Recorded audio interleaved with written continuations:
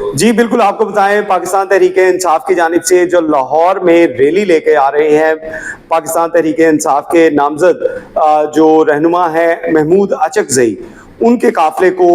لاہور میں پہنچ کر ان کو، کیونکہ انہوں نے داتا دربار پہ سلامی دینی ہے، اس کے بعد یہ ریلی جو ہے یہ ریلی کی صورت میں یہاں سے موو کریں گے، اور اس کے بعد جو روٹ دیا گیا ہے وہ یہ ہے کہ وہ زمان پارک سے ریلی نکالتے ہوئے جو کینال روڈ پہ آئیں گے۔ اس حوالے سے لاہور پولیس کی جانب سے جو سیکیورٹی کے انتظامات ہیں اس کو انتہائی سخت کر دیا گیا ہے، اور یہ ویسے ہی سیکیورٹی کے انتظامات ہیں جیسے جو وزیر اعلیٰ خیبر پختونخوا تھے سہیل آفریدی، جب وہ لاہور میں آئے انہوں نے وزٹ کیا تھا تو اس وقت جو انتظامات کیے گئے تھے ویسے ہی انتظامات اب بھی دیکھنے کو آ رہے ہیں۔ پولیس کی جانب سے کارکنوں کی گرفتاریوں کا سلسلہ شروع کر دیا گیا ہے، اور اگر لسٹوں کی بات کی جائے تو تمام لسٹیں جو ہیں جو متحرک کارکن ہیں اور اس کے ساتھ ساتھ ایسے کارکن جو ہسٹری شیٹر ہیں، پولیس کی زبان کے اندر اگر ہسٹری شیٹر کی بات کی جائے تو ہسٹری شیٹر اس کو کہا جاتا ہے جو کہ سابقہ ادوار کے اندر کسی احتجاج میں شامل ہوا ہو، کسی دھرنے میں شامل ہوا ہو، یا احتجاج کے دوران اس کا نام جو ہے ان لسٹوں میں شامل کیا گیا ہو، تو ان ہسٹری شیٹرز کی گرفتاری کے لیے جہاں پہ ڈور ناکنگ ہو رہی ہے وہیں پہ گرفتاریوں کا سلسلہ بھی جاری ہے۔ لاہور پولیس کی جانب سے اب تک 300 سے زائد افراد کو حراست میں لیا جا چکا ہے جو متحرک کارکن تھے پاکستان تحریک انصاف کے، جن میں سے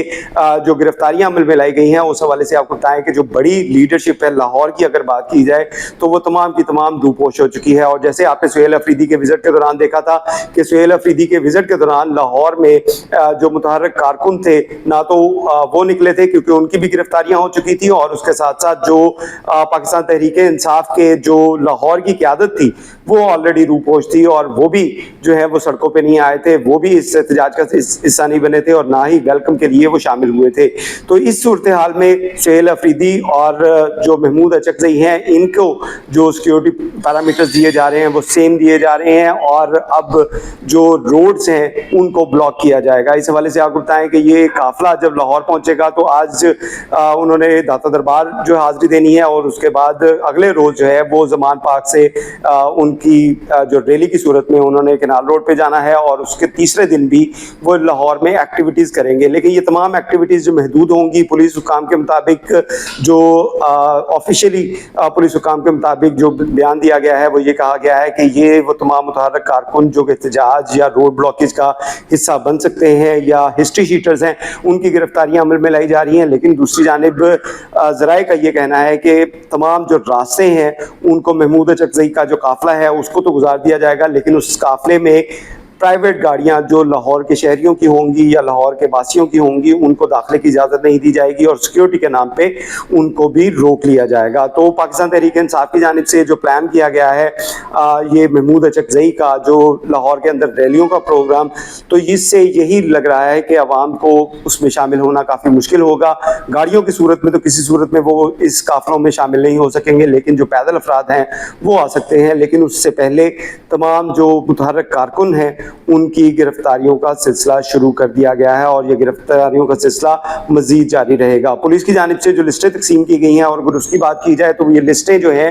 یہ تمام جو ڈویژنل ایس پیز ہیں ان کو فراہم کی گئی ہیں۔ لاہور پولیس کے اور سیکیورٹی برانچ جو ہے ان لسٹوں کی گرفتاریوں کی اپڈیٹ لے رہی ہے، اب گاہے بگاہے ان افسران سے لسٹوں کے بارے میں پوچھ گچھ کی جا رہی ہے، ایس ایچ اوز ریڈ کر رہے ہیں، ان متحرک کارکنوں کے گھروں پہ ڈور ناکنگ کر رہے ہیں یا ان کی گرفتاریاں کتنی کی گئی ہیں، یہ تمام تفصیل جو ہے وہ لاہور پولیس کے کنٹرول روم میں فراہم کی جا رہی ہے، جس کے بعد یہ رپورٹ جو ہے اعلیٰ حکام کو بھجوائی جا رہی ہے۔ تو اب تک کی رپورٹ کے مطابق 300 سے زائد گرفتاریاں عمل میں لائی جا چکی ہیں، جبکہ مزید گرفتاریوں کا خدشہ ہے، اور اس کے ساتھ ساتھ جو سیف سٹی اتھارٹیز ہیں ان کو بھی متحرک کیا گیا ہے کہ ان تمام روٹس کے اوپر جہاں پہ محمود اچکزئی اپنے قافلے ساتھ اپنی ریلی کے ساتھ آئیں گے